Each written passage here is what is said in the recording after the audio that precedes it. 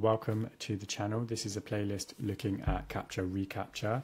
This particular video is just going to be the key skills you need before you start the topic. So I need to make sure you can do equivalent fractions and that you can rearrange equivalent fractions, especially question 2D. So pause the video and have a go, and I'm going to show you some answers. These should be very, very quick for you to do. Most of these you can do in your head. Okay, so for question 1, you should have got 3, 16, 9, and 7. So just equivalent fractions. Question 2, if you divide by 2 on both sides, you're going to get W equals 8. For question 2b, you can multiply both sides by 3, and that will give you x equals 21. For question C, you can see that actually the denominators are quite nice. You're going to multiply by 2. Going to multiply by 2, so y is going to be 10.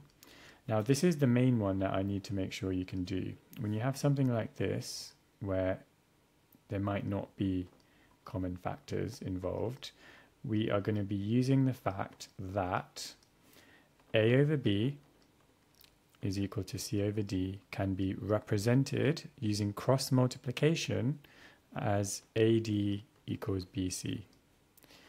So if you're not sure why that's true, convince yourself by rearranging this. Multiply both sides by b, multiply both sides by d, and then you're going to see that's what you're going to end up with. So if we use that same idea here, we don't need to show working out. We can just change that straight away. So 8 times 120 is equal to z times 30, or 30z.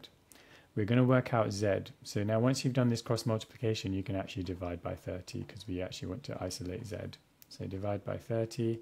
So we get 8 times 120 divided by 30 equals z.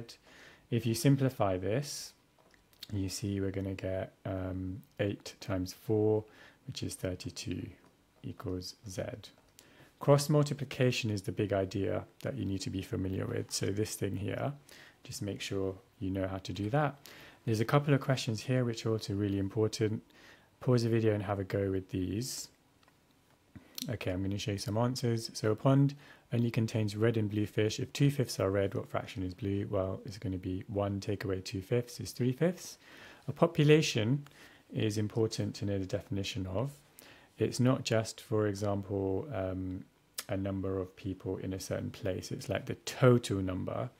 In the specific definition would be like the whole set of items that are of interest. So a population of a country includes everyone, or a population of a town includes every single person in that town. A sample is a subset of a larger population. So it's usually used in science to study things.